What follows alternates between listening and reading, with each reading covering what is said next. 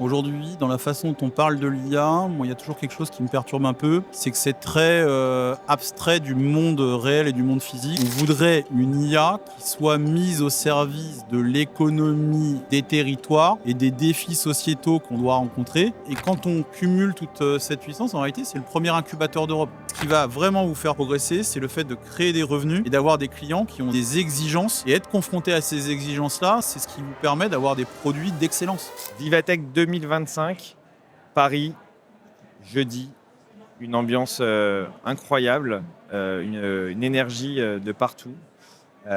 Pour ce podcast, aujourd'hui, en live de Vivatech, comme vous pouvez le voir écrit sur de partout, j'ai le plaisir d'avoir, on va dire maintenant un habitué peut-être, puisque c'est la deuxième fois que Aldric vient sur le Deep Talk. Aldric Zappellini, Chief Data Officer Group du Crédit Agricole. Salut Aldric. Bonjour Rémi. Quel kiff de t'avoir. Ah merci, c'est la deuxième fois. On se connaît maintenant. Ça. On se connaît. Encore plus délié, je pense. Exactement. Super stand. Je suis passé dans les allées de Vivatech. Vous avez un énorme stand Crédit Agricole avec énormément de startups aussi autour de vous. Peut-être nous parler un peu de ce stand et de cette implantation à Vivatech du Crédit Agricole. Oui, alors le stand, on a souhaité qu'il soit à l'image du groupe. Les gens ne le savent pas forcément, mais le Crédit Agricole, c'est un groupe de 160 000 personnes et qui a une caractéristique, en plus d'être coopératif et mutualiste, c'est qu'il est très décentralisé. Et donc, il superpose beaucoup de dispositifs d'innovation, mais avec un point commun, c'est qu'on veut une innovation qui parte du terrain, des besoins fondamentaux de l'économie, des défis sociétaux qu'on a à résoudre. Et les véhicules qu'on crée au Crédit Agricole sont faits pour capter cette énergie sur le terrain.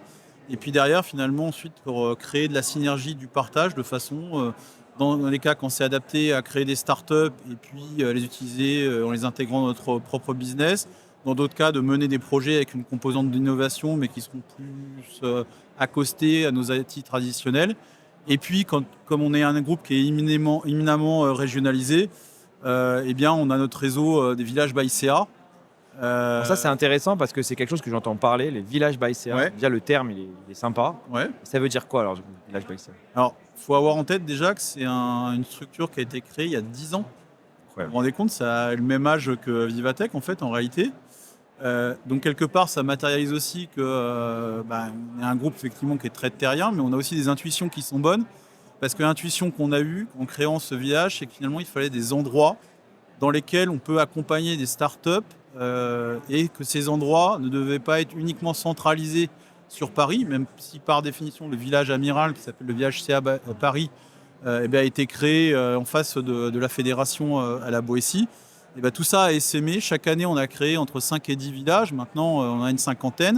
Et il faut le savoir, il y a 1000 startups qui sont dans ces villages. Et quand on cumule toute cette puissance, en réalité, c'est le premier incubateur d'Europe. Alors, évidemment, il n'y a pas le côté impressionnant à Station F par l'ampleur des locaux et le nombre, voilà, mais c'est quelque chose qui est à l'image du groupe, très décentralisé, très adhérent aux besoins du terrain et qui s'est fait pour animer l'écosystème régional.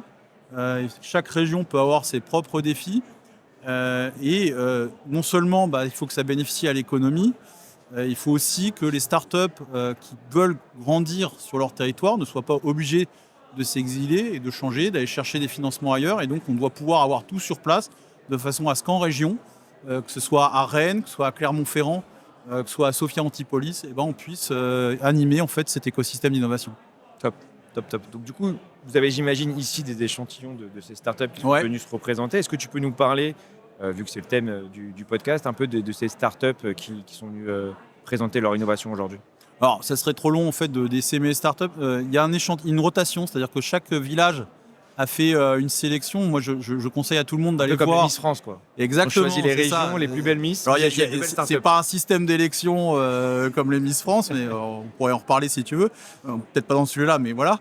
Il y a aussi, je l'ai évoqué tout à l'heure, tout au début, la fabrique by CA. Ouais.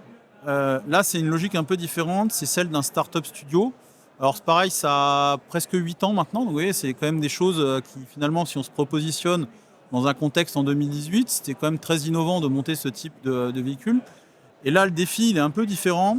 C'est l'idée de se dire que finalement, il faut voir la banque de manière extensive. Elle est profondément enracinée dans un certain nombre de dispositifs économiques.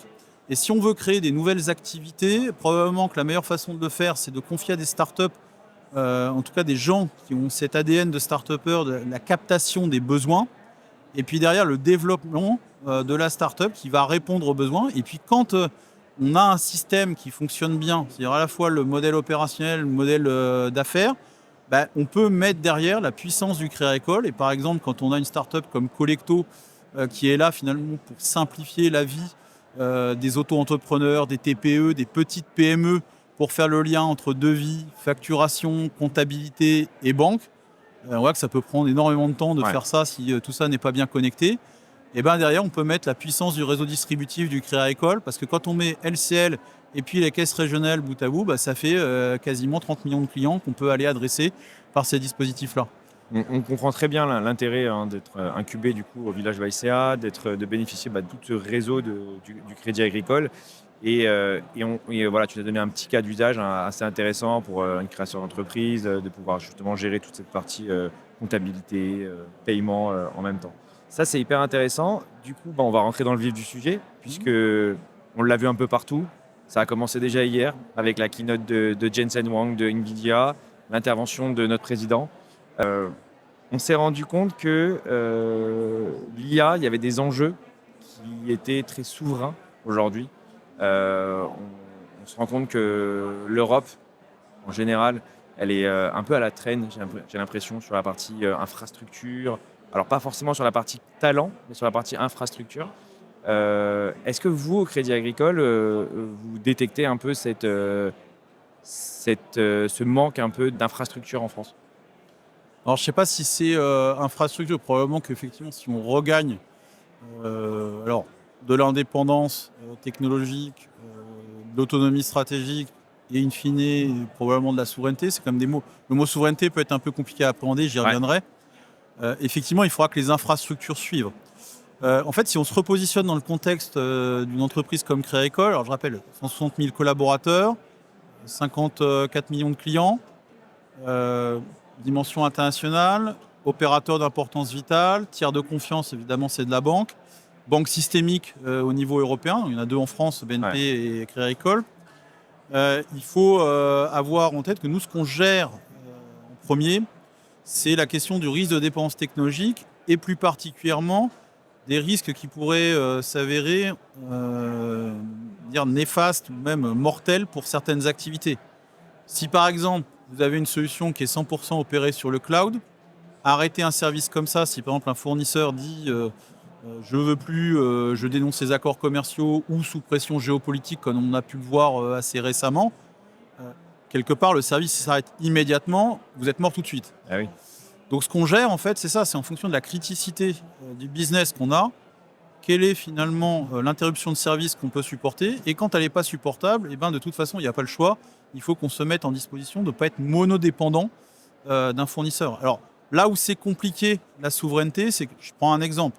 Admettons qu'on se dise on va créer une chaîne de valeur totalement souveraine, c'est-à-dire le cloud. Alors je ne remonte pas jusqu'aux composants électroniques parce qu'on aurait beaucoup à dire, mais le cloud, la plateforme logicielle qui orchestre ce qui peut tourner sur le cloud, les modèles d'IA, etc. Il suffirait quelque part qu'un des composants qu'on a constitué avec soin passe sous pavillon étranger, par exemple à l'occasion d'une levée de fonds. Finalement, ça serait plus souverain au sens où les puristes l'entendent. Mais ce qui compte, c'est plutôt de dire on garde la maîtrise et à un moment donné, si jamais il y a un risque d'interruption de service, on sait le gérer, soit parce qu'on sait opérer nous-mêmes, par exemple, une plateforme avec nos propres équipes. Souvent, on donne l'exemple d'IBM. La réalité, c'est qu'IBM, on a des équipes dans nos data centers qui opèrent sur la base de solutions IBM et qui savent faire tourner pendant très longtemps, même si derrière, on n'a par exemple plus les mises à jour. C'est une logique qui est quand même un petit peu différente d'avoir vraiment celle du robinet, de l'interrupteur. Jour, nuit, c'est si vous êtes dans le cloud et qu'on coupe le service, vous n'avez plus rien. Ouais. Et c'est pas forcément, parce que ça on ne l'apprend pas bien, la question du risque géopolitique. Ça peut être tout simplement une attaque cyber. On a vu récemment dans l'actualité un service qui est loqué. Si c'est un mode SaaS, vous n'avez plus accès à toutes les fonctionnalités qui étaient offertes par le mode SaaS. Ça peut être un changement de politique commerciale, par exemple à la rachat d'un acteur. Je ne cite pas, mais tout le monde aura compris. On a eu quelques exemples dans l'actualité récente. Et donc, pour se prémunir de ces risques-là, il faut penser finalement les conséquences des choix d'aujourd'hui sur le moyen et le long terme. c'est un vrai exercice de style parce que globalement, aujourd'hui, quand même, on est là pour piloter aussi des ratios d'efficacité ou en tout cas d'efficience. Donc, on achète, on investit dans des solutions informatiques avec des exigences de métier qui sont sur des délais de mise en production, ce qu'on appelle le time to market, avec aussi des coûts récurrents qui sont ce qu'ils sont, mais qui doivent être pilotés. Et c'est un peu compliqué d'avoir ce regard aussi à un peu plus long terme, qui est presque une vision assurantielle, qui est de dire est-ce que je dois finalement prévoir des dispositifs dès maintenant qui vont me coûter un peu plus d'argent, mais qui sont peut-être ceux qui m'éviteront une catastrophe industrielle 5 ans ou 10 ans plus tard. Concrètement, aujourd'hui, chez vous, au Crédit Agricole, est-ce que vous avez pris ces risques à bras-le-corps? Est-ce que vous avez vos propres infrastructures, vos propres serveurs? Alors, il faut avoir en tête sur vraiment la banque de détail domestique, celle qu'on opère en France, la très grande majorité de nos données, de nos solutions, tournent sur des data centers internes. Alors, c'est une société filiale du groupe qui s'appelle Cagip qui les opère. Et avec les collaborateurs de cette entité-là. Donc ça veut dire qu'on est quand même très souverain sur ce périmètre-là. Après, ça ne veut pas dire qu'intrinsèquement, chaque solution qui tourne à l'intérieur de ces data centers ne fait pas appel à tel ou tel fournisseur et qu'on n'a pas des points de fragilité. Et donc l'exercice, c'est aussi ça, c'est de scanner régulièrement la façon dont on opère et on rend les services à nos clients, nos collaborateurs pour déterminer là où il y a une fragilité qui est peut-être difficilement supportable et d'aller finalement corriger ces points de fragilité. Et moi, ce que j'ai toujours tendance à dire, c'est, quitte à parler de souveraineté française-européenne, si on doit créer de la diversité justement pour corriger ces fragilités-là, autant effectivement qu'on aille se servir dans des entreprises françaises ou européennes qui peuvent rendre le service. Ça nécessite de faire aussi des choix courageux parce que parfois, il faut faire confiance à des gens qui n'ont pas pignon sur rue, qui ne sont pas installés, qui sont des startups. Ça peut présenter aussi des risques et startups, donc il faut peser vraiment les bénéfices et les risques.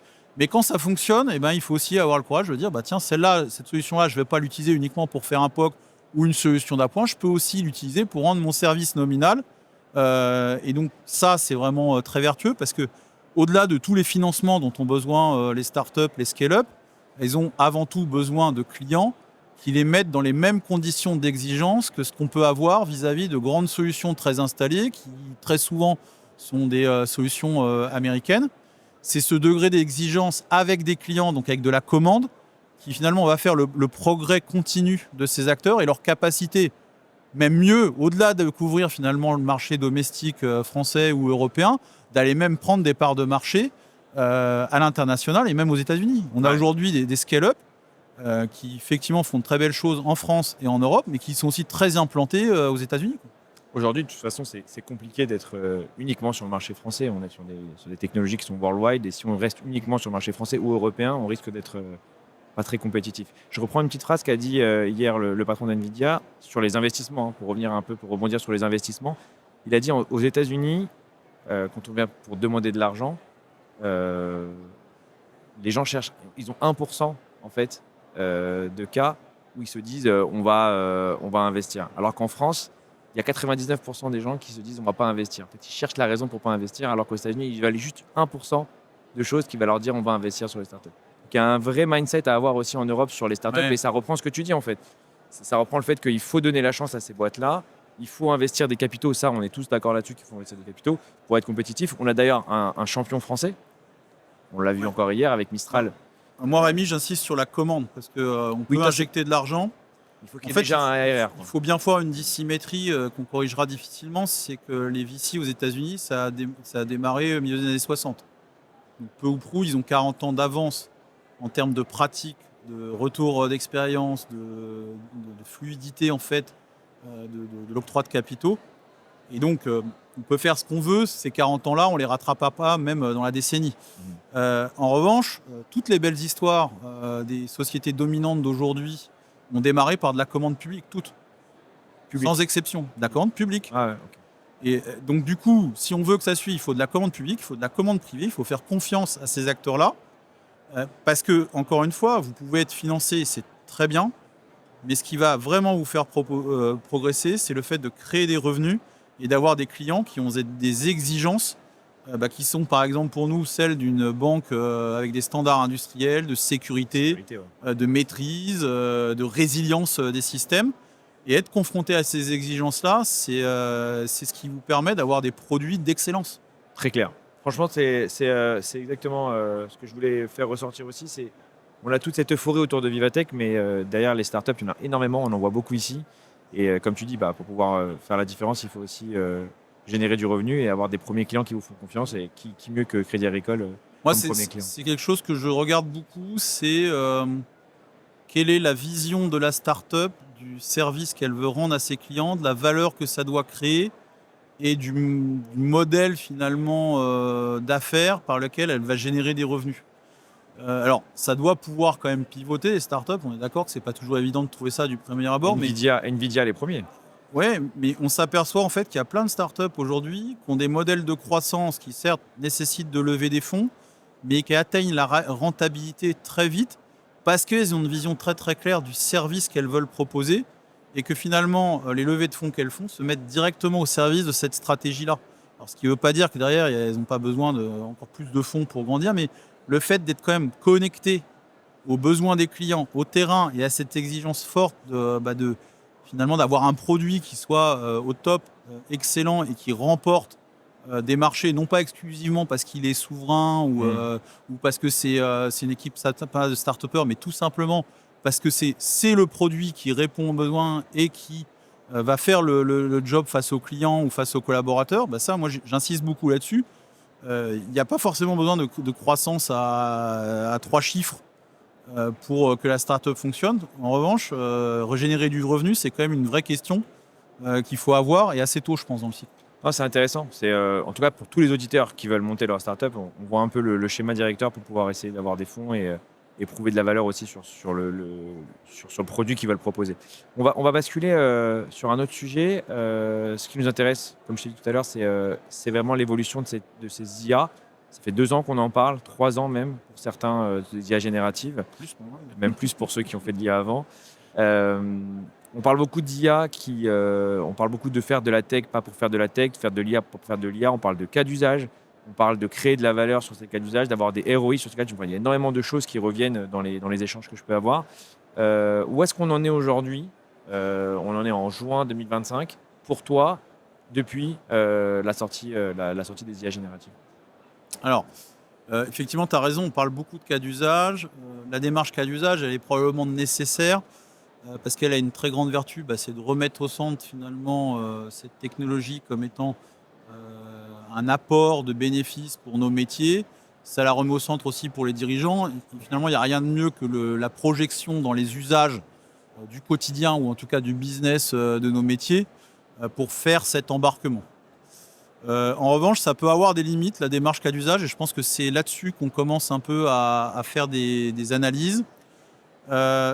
Globalement, ça dissémine quand même les forces, parce que quand vous demandez à un métier de faire des cas d'usage, il va effectivement plutôt avoir tendance à dire quels sont les apports que je peux tirer de l'IA ou de l'IA générative, mais sur mon périmètre d'activité propre. Et s'il se trouve que ce métier-là opère sur un processus transverse dans l'entreprise, il ne va pas forcément chercher à optimiser le processus dans sa globalité, avec une vision holistique, mais plutôt dire, moi, pour la tâche que je réalise sur ce processus-là, je vais patcher un certain nombre de choses avec de l'IA ou de l'IA générative parce que j'ai envie que ça me prenne moins de temps, que la qualité augmente, etc. Mais ça, c'est ce qu'on a connu depuis le début. C'est-à-dire qu'en fait, tout le monde avait des petites tâches, et il disait, je vais l'automatiser, et chacun fait ça dans son coin. Ça, c'est la démarche cas d'usage, elle incite à ça, donc elle a ses qualités et elle a ses défauts. Le défaut, c'est celui que je viens de dire.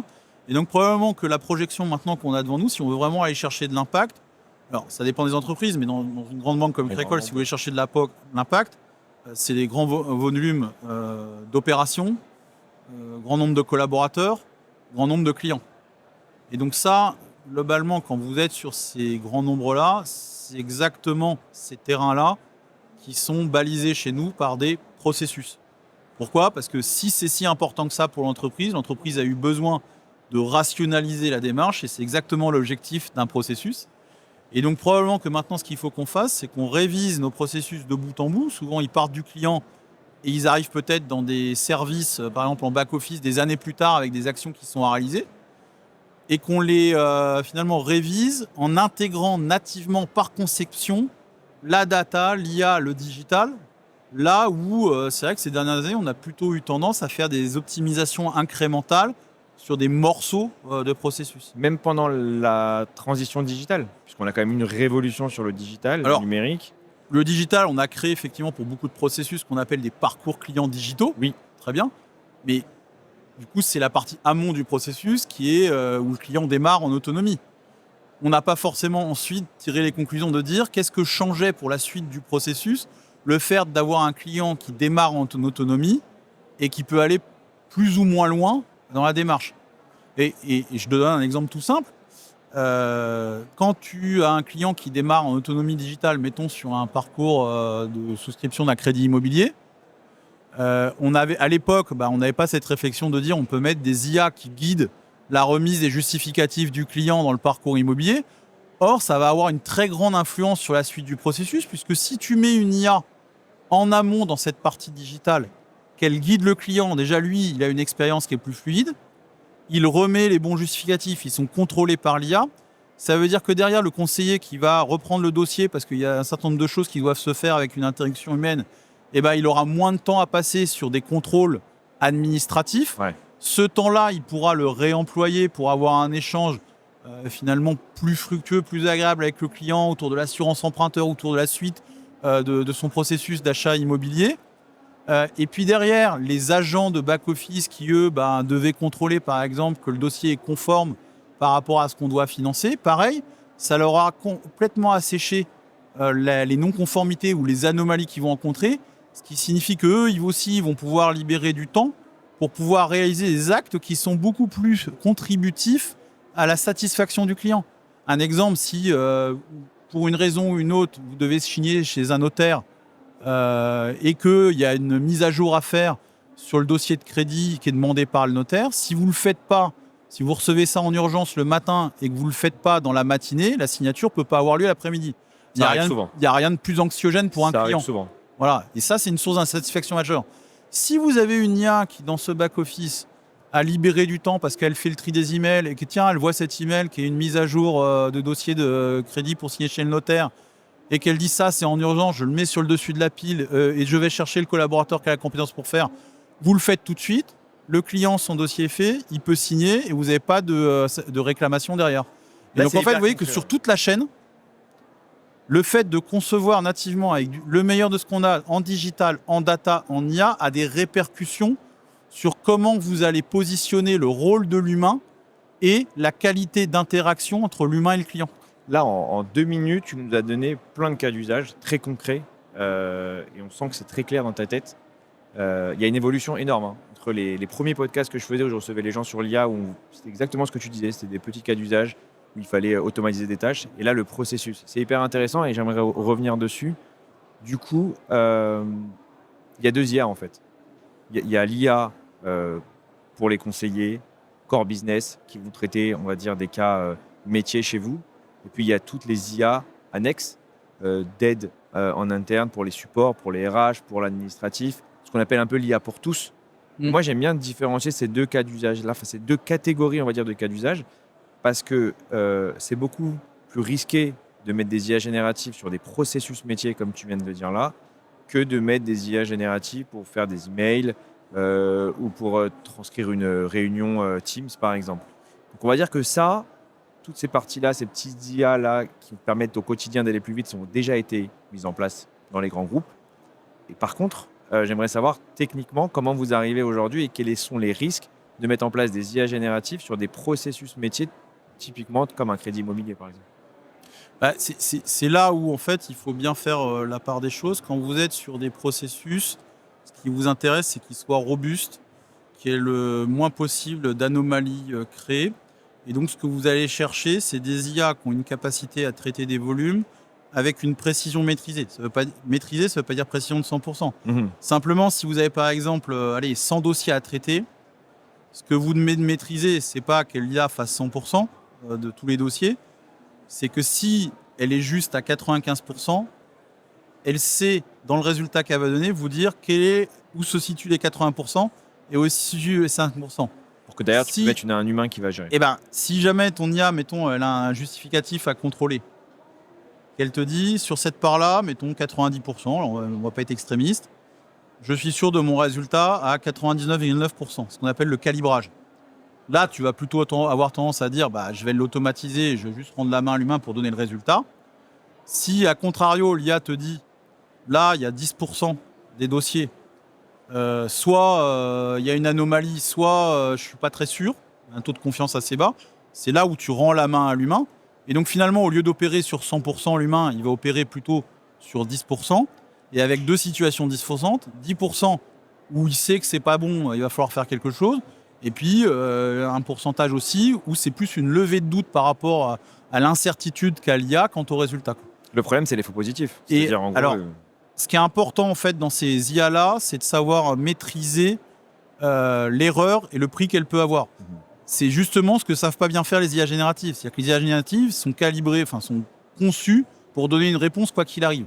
Si vous leur demandez de déterminer si elle a confiance en sa réponse, elle va vous sortir une réponse, mais ça ne sera pas basé sur des métriques objectives de calcul de cette confiance. Ouais.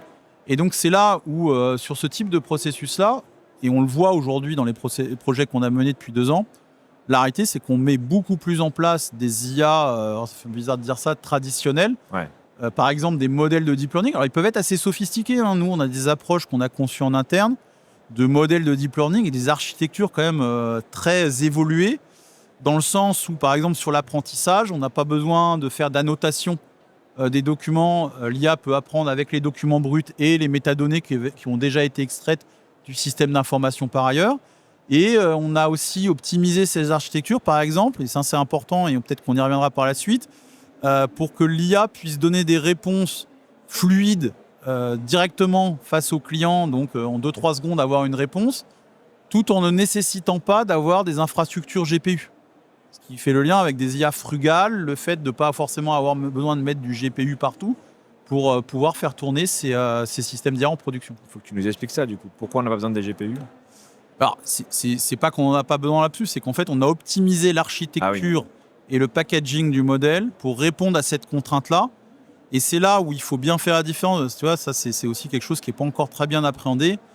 Mais il y a un monde entre faire de la data science et développer une IA industrielle. Ce monde, une illustration, je viens de le donner, c'est que si tu demandes à faire un modèle qui a une précision de 95% sur une tâche donnée, c'est pas pareil de demander, moi j'ai besoin d'un modèle qui a une précision de 95%, qui répond en 2 secondes et en étant inféré sur des CPU. S'il te manque les deux crans que je viens de dire, probablement que tu vas sortir une approche Data scientist. qui va te sortir un modèle qui aura 95% de précision, mais qui répondra en 30 secondes. Ouais. Ce qui est totalement inexploitable dans un parcours digital. Oui, bien sûr. C'est là l'aspect business qui est important. Et donc du coup, comment on arrive à faire ça ? Il faut de la pluridisciplinarité. C'est-à-dire que le data scientist, c'est nécessaire, mais ce n'est pas suffisant. Il faut que tu aies des data engineers, des machine engineers qui travaillent de concert de façon à répondre à tout le spectre de l'exigence, qui peut être de la performance, du temps de réponse, une infrastructure spécifique, des coûts financiers, de l'impact environnemental. Et donc c'est là où on revient sur quelque chose où on se dit le cadrage il doit être très pluridisciplinaire dans la méthode pour répondre à ces problématiques-là. Parce que typiquement sur l'exemple que je te donnais, si en bout de chaîne, quand tu discutes avec l'IT, tu dis c'est ce modèle-là qu'il faut faire, que l'IT te dit mais attends, nous on n'a pas de GPU. Ouais. Ou mais moi mon UX UI il me dit ton modèle il répond en 30 secondes, je sais pas intégrer ça, voilà. Et vous avez gaspillé finalement parce que vous avez créé quelque chose qui n'est pas exploitable en production. Très concret. On sent le vécu un peu là-dessus. Oui, alors il faut être assez humble. Globalement, on apprend de ses erreurs, on a beaucoup appris. J'ai bien compris, ça se sent quand tu le dis. Ok, c'est hyper intéressant parce que du coup, si les gens nous écoutent, ils ne feront peut-être pas les mêmes erreurs. Voilà. Tu as parlé d'expérience utilisateur, d'augmenter la satisfaction du client. C'est quelque chose qu'on voit revenir énormément. Il n'y a pas que le ROI financier, il y a aussi le ROI de la satisfaction du client. C'est ça en fait la finalité aujourd'hui des IA génératives pour le secteur bancaire, c'est que derrière le conseiller, il soit plus heureux, plus satisfait grâce au temps qu'on arrive à dégager au conseiller bancaire. Alors, je pense qu'il faut revenir à quelque chose qui est très important et peut-être sous-estimé, et à tort à mon avis dans les stratégies des entreprises. C'est que nous, assez rapidement, on s'est rendu compte qu'il allait falloir re-questionner quelles sont les tâches ou quel est le rôle plutôt qu'on voulait donner à l'humain dans l'interaction globalement avec les clients. Donc le fait d'avoir eu ces émergences des IA génératives nous a amené à avoir un nouveau questionnement stratégique. On a affirmé, nous, qu'on voulait des IA finalement qui libèrent du temps pour les collaborateurs. Et ce qu'on a dit, c'est que vraiment, nous, ce qu'on voulait pour nos collaborateurs, c'est que ce temps libéré, il soit réinvestir, et c'est l'exemple que j'ai donné sur le crédit, au service de la relation client. Ça n'a pas tout à fait la même connotation si vous êtes conseiller directement face au client ou si vous êtes en back-office, mais vous voyez qu'on peut trouver des exemples où vous êtes plus contributif à la relation client. Si vous avez fait en sorte, en tant que back-office, que la signature du client puisse avoir lieu, vous êtes très contributif. Ouais. Et c'est pas parce que vous êtes éloigné du client, on va dire par conception, parce que vous êtes dans le back-office, que vous n'avez pas un impact énorme, quoi. Au contraire. Et donc, si on arrive à faire ça, c'est-à-dire à mettre ces IA pour gagner en productivité, en retirant des tâches administratives et en réemployant ce temps-là au bénéfice de tâches plus contributives à la relation client, déjà, on aura eu un premier succès. Et après, ce qu'on a dit avec l'arrivée des IA génératives, c'est qu'il y avait quand même une nouvelle donne, c'est que la capacité à appréhender les interactions digitales, écrites, documentaires des IA génératives nous donnait aussi l'opportunité de mettre le conseiller, enfin le collaborateur au sens large, et le client dans les meilleures dispositions pour que l'interaction humaine soit fructueuse.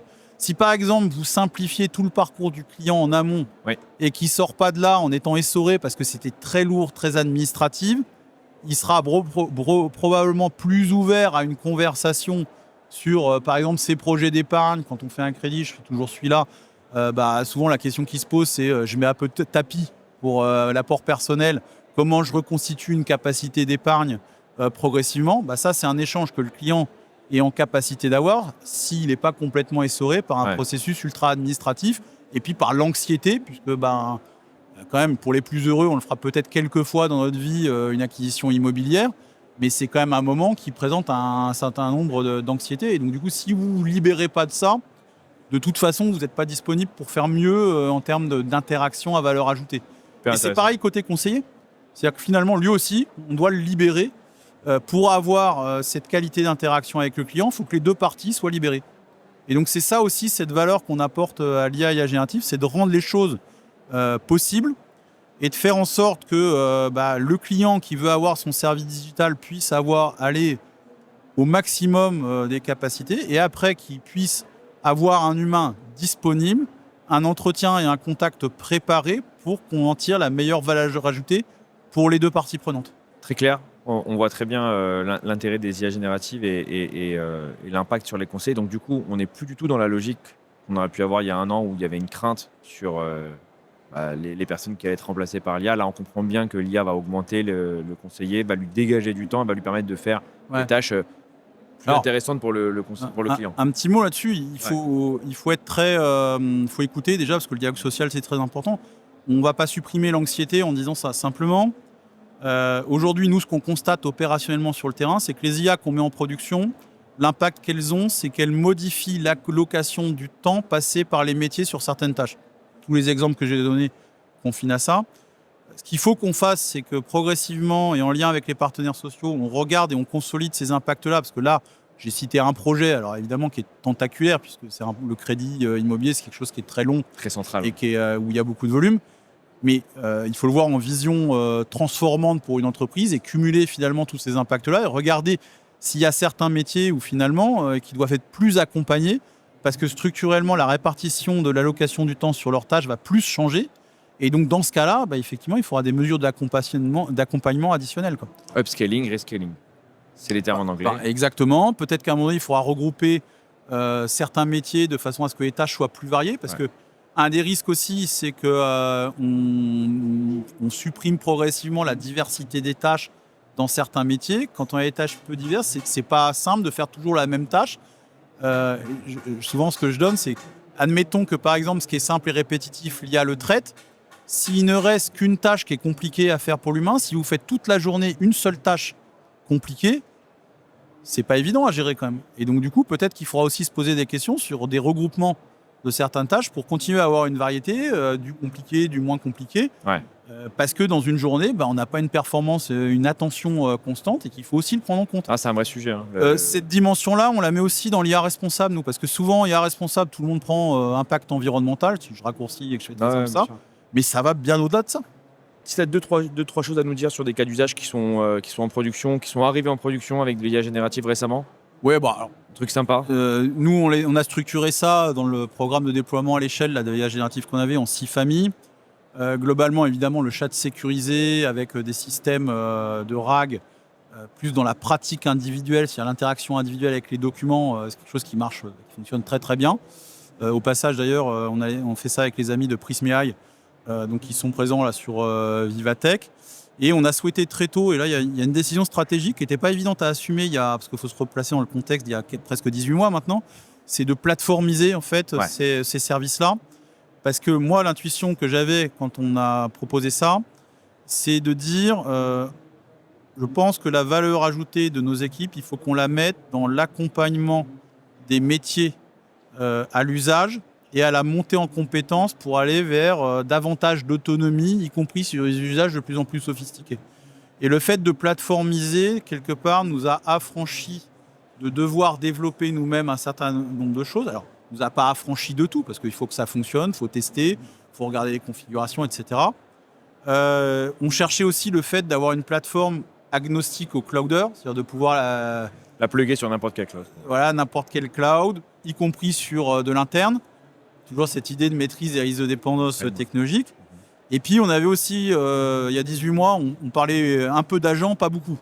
Mais on avait quand même en tête cette idée de dire qu'à un moment donné, pour aller chercher certaines poches de valeur auprès de certains métiers, tu sais, toi, tu formulais, tu dis, il y a les grands processus, il y a la tâche du quotidien avec un Secure GPT, voilà, ce qu'on appelle Security Chat chez nous. Pour moi, il y a aussi une autre catégorie de tâches. Il peut y avoir des choses qui sont processées, mais dont l'ampleur ou la criticité pour l'entreprise fait que c'est une valeur qui sera par définition peut-être importante pour l'équipe qui la réalise, mais à l'échelle de l'entreprise tout à fait modique. Et ça, en IT traditionnel, c'est très dur à aller chercher. Si vous avez une équipe qui vous dit « j'ai 100 jours hommes de productivité que je peux attraper », très dur de faire un projet IT pour ça. En revanche, si vous leur donnez un peu plus d'autonomie au travers d'une plateforme low-code, no-code, que vous créez les bons relais, ce qu'on appelle les agent owners chez nous, et qui commencent à imaginer finalement comment ils peuvent interfacer des bots spécialisés avec leurs connaissances, en customisant un peu l'UI, et puis éventuellement de jointer des agents entre eux pour traiter une partie de leur processus, et bien là, vous les autonomisez, et vous les autonomisez pas n'importe comment, vous les autonomisez dans un cadre gouverné, sécurisé. Ce qui fait que, alors on l'évitera jamais totalement, mais on limite le shadow IA, parce que ça existe. C'est juste la transposition du Shadow IT qui est vieux comme le monde depuis qu'il y a de l'IT. Et donc, du coup, on donne quand même aux gens les moyens de faire dans un cadre gouverné, sécurisé, monitoré. Ça, c'est vraiment extrêmement positif. Alors, je ne cache pas, il faut faire un travail aussi de transformation, parce que toutes les IT ne sont pas forcément à l'aise avec ce concept-là. Mais je pense que c'est nécessaire et indispensable pour aller chercher ces poches de valeur plutôt modiques. Et puis pour un deuxième enjeu qui, à mon avis, est beaucoup plus sur le long terme, c'est qu'en fait, on a besoin de recréer des leaders business beaucoup plus en maîtrise des capacités technologiques. Pourquoi ? Pour que progressivement, en connaissant mieux les technologies, ils inventent plutôt la banque de demain dans ce qu'ils demandent aux IT et pas une image peut-être même un peu dépassée de ce qui se fait aujourd'hui. Question sur l'avenir du coup, puisqu'on parle d'avenir. Est-ce que tu ne penses pas, donc système de platforming, j'ai très bien compris et on sait ce qu'on entend de plus en plus aujourd'hui, plateforme centralisée. Est-ce que tu ne penses pas que les cloud providers, avec leur puissance de frappe, leur puissance financière, à terme, ils ne vont pas absorber ces plateformes-là et vous les proposer en service dans les clouds ? Ce qui compte, en fait, c'est vraiment la gestion du risque de dépendance. Donc moi, je pense qu'il y aura toujours un marché de l'agnosticité, c'est un mot compliqué, au cloud. Et quand je dis cloud, c'est que tu es un fervent défenseur de l'agnosticité du cloud. En fait, il suffit juste de regarder, c'est qu'à un moment donné, vous pouvez mettre des clauses de réversibilité dans vos contrats. S'il n'y a pas l'accompagnement par des mesures techniques, ces clauses ne servent à rien. On sait très bien que c'est très dur de sortir d'un cloud. Et voilà. On le sait. Et donc, du coup, la seule solution pour pouvoir faire ça, c'est non seulement de le prévoir avant, et en plus peut-être même de l'exercer pendant. Ouais. Donc d'avoir du multi-cloud. Alors, c'est là où je dis il faut un peu de suite dans les idées, parce que forcément, ça a un coût. Mais si je continue sur les usages, tu vois, par exemple, les très grosses plateformes de RAG sur des grands corpus documentaires avec des dizaines de milliers d'utilisateurs, ça, c'est des plateformes qu'on a plutôt développées en interne, avec cette idée que le fait de les développer en interne nous permettrait de les rendre sur des architectures nativement multi-cloud, et donc de davantage maîtriser le risque de dépendance technologique, parce que c'est cœur en termes de grands volumes d'utilisateurs et de grands volumes de documents gérés. Donc aujourd'hui, tu as à la fois la plateforme. J'ai les deux. Tu as les deux. Ok, Voilà. super. Et tu fais évoluer. Enfin, l'autre, elle évolue toute seule par l'éditeur. Et si toi, tu fais évoluer. En demandant des choses, parce qu'ils sont très réactifs là-dessus, Prisma.ai, pour faire évoluer, en homologuant pour vérifier que ça correspond bien à ce qu'on veut vis-à-vis de nos métiers. Voilà, donc c'est plus une dimension partenariale. Donc c'est aussi ça l'avantage de travailler avec des startups. Et puis l'autre, c'est une plateforme industrielle qui n'a pas le même rythme d'évolution, qu'on développe avec nos standards nativement industriels, avec une vraie logique, par exemple, de capacité à faire tourner sur un cloud, que ce soit Amazon, Google ou même un cloud interne. Et puis une logique, par exemple, d'orchestration des LLM, alors qu'on a aussi sur des plateformes comme Prisma.ai, mais qui là, nous, on doit développer nativement en fait à l'intérieur de la solution. Je me tends la perche du coup sur l'orchestration, c'est les mots qui reviennent un peu à la mode en ce moment avec les agents du coup. Dès 2023, nous, on l'a utilisé le mot. Ah, pas mal. T'es très précurseur. J'ai même des preuves. Du coup, on le mettra en commentaire dans le podcast. Voilà. Du coup, l'orchestration, c'est quelque chose qui revient. Peut-être expliquer rapidement pour les auditeurs ce que c'est l'orchestration. On entend parler de protocole, on entend parler de choses différentes, mais c'est lié quand même.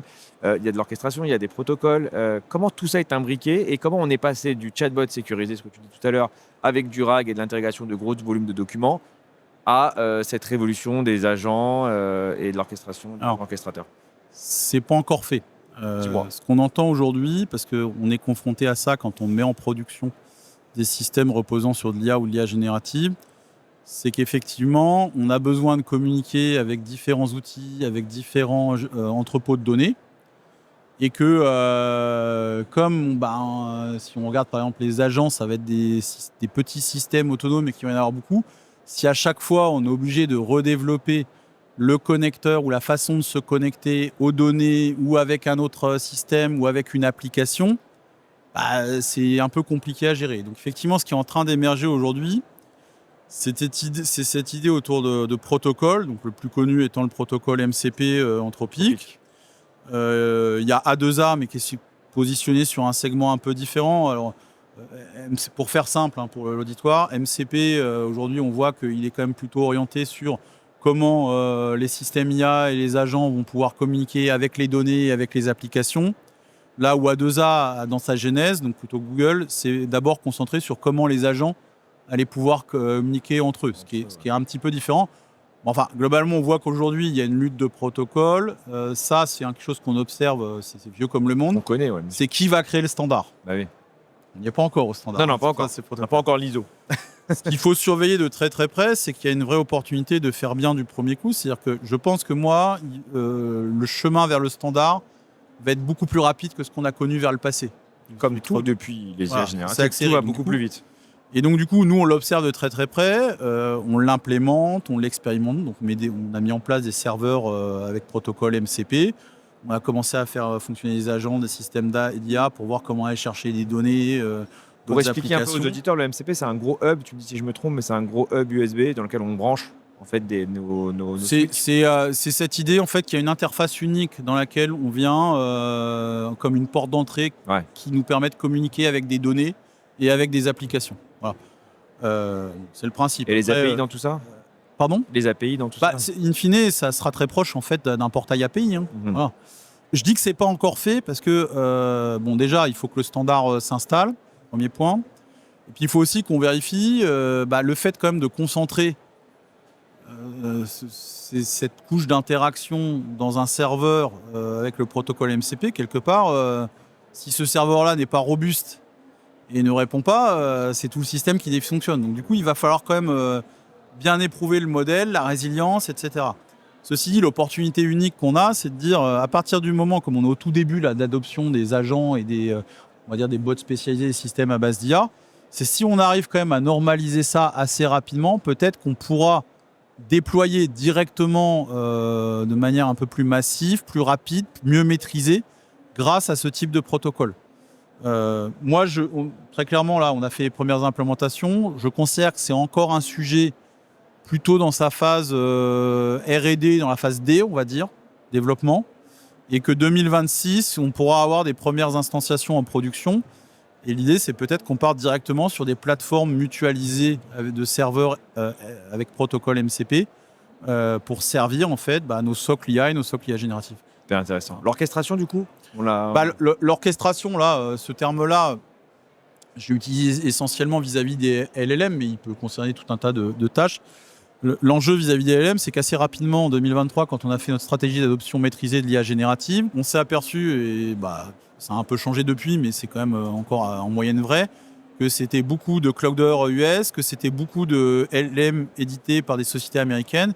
Donc aussi, il faut faire attention parce que ça va massifier notre usage du cloud.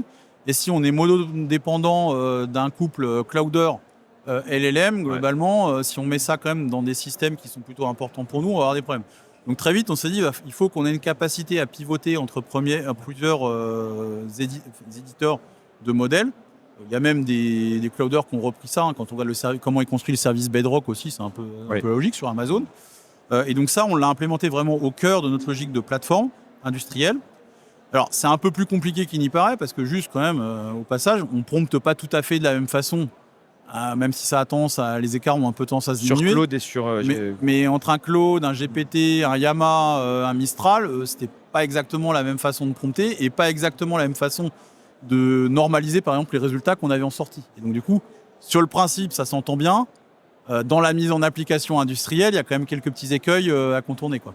Et il y en a d'autres des écueils sur la mise en application industrielle. Je pense notamment à tout ce qui est risque. Aujourd'hui, c'est au tout début du chemin. Certaines entreprises n'ont pas tout vu sur ce sujet-là. Nous, en tant que tiers de confiance, on y est particulièrement sensible, mais on reconnaît qu'il y a énormément de travail, quoi. Sur les agents, du coup, on a bien compris les protocoles et l'orchestration. Est-ce qu'aujourd'hui, vous avez des cas d'usage en production d'un agent qui tourne, enfin un agent, j'ai envie de dire, qui n'est pas monotâche, mais un agent qui va orchestrer plusieurs tâches? Oui, alors on a quelques cas d'usage en production, mais c'est pour ça que je dis, je suis toujours très prudent sur la vague agentique. Systématiquement, alors je suis un peu taquin quand je pose la question, je dis, mais concrètement, on parle beaucoup d'agents, mais vous, est-ce que vous en avez en production? La réponse qui revient, c'est soit j'en ai pas, soit j'en ai très très peu. Voilà. Nous, on a très très peu. C'est une demi-douzaine. Sur des tâches qui ne sont pas non plus les plus sophistiquées qu'on va avoir. Et en plus, pour le coup, moi, je ne suis pas forcément à pousser absolument la diffusion des agents. Ce qui me semble important d'imaginer aujourd'hui, c'est le cadre de gouvernance et de sécurisation de ces usages des agents. Et en particulier, nous, on forme beaucoup nos experts métiers qui voudraient prendre un rôle qu'on a appelé agent owner, à pouvoir configurer et piloter eux-mêmes ces agents. Parce que si jamais on laisse partir dans un cadre non gouverné, non sécurisé, on peut rapidement se retrouver avec des centaines et des centaines d'agents qui provoqueront exactement les mêmes problèmes qu'on a eu quand il y a eu la mode des RPA. Peut-être que certains s'en souviennent, où effectivement on l'a très décentralisé et on s'est retrouvé avec des centaines et des centaines de RPA. Et des fois, il y en avait un qui dysfonctionnait, qui était interconnecté d'autres. On n'arrivait pas à remonter à la cause racine du problème. Et ça provoquait énormément de problèmes. Non, mais en plus, sur les agents, on a vu, moi j'ai vu la keynote Microsoft où ils disaient qu'ils avaient créé en quelques mois plus de 500 000 agents chez leurs clients. Ça devient des chiffres exorbitants. Et on se demande comment gouverner tout ça. Et c'est vrai que si tu fais ça revient un peu au Shadow AI et au Shadow IT. Si chacun fait son agent de son côté et qu'il y a perte d'orchestration entre les agents, c'est n'importe quoi. Non, mais c'est vrai qu'aujourd'hui, je suis un peu frustré, moi, de me dire, ok, je demande à tout le monde, faites-moi voir un cas d'usage d'agentique AI. Et tout le monde en parle, mais j'ai très très peu de démos. Un exemple. Passeras sur le stand. Ouais, non. Nous, ce qu'on a fait avec des agents, par exemple, c'est traiter ce qu'on appelle les rapports CSRD des entreprises. Vous savez, il y a cette nouvelle réglementation. Rapport CSRD pour les entreprises, c'est un document PDF très volumineux dans lequel on a des informations quantitatives et qualitatives sur la stratégie ESG de l'entreprise. Okay. Très bien. Ce qui est important pour nous, c'est d'extraire ces informations-là, de les formater, de les analyser de façon à pouvoir mieux connaître nos clients, non pas uniquement du strict point de vue réglementaire, mais aussi pour pouvoir mieux les accompagner. Si on connaît bien la stratégie ESG d'un client, ça veut dire qu'on a des conseils à donner pour financer des transitions, pour faire en sorte qu'il change son activité de façon à ce qu'elle soit plus durable. Jusque-là, je suis. Voilà. Et là, nous, on a créé des systèmes d'agents qui ont la capacité à extraire les informations, à les recouper entre elles et à les fiabiliser pour ensuite, derrière, les porter à la validation d'un humain qui les enregistrera dans une base qui sera mutualisée ensuite pour que nos métiers aient la connaissance de la data ESG de l'entreprise. Très bien, parfait. C'est un exemple. On a des exemples sur les RH.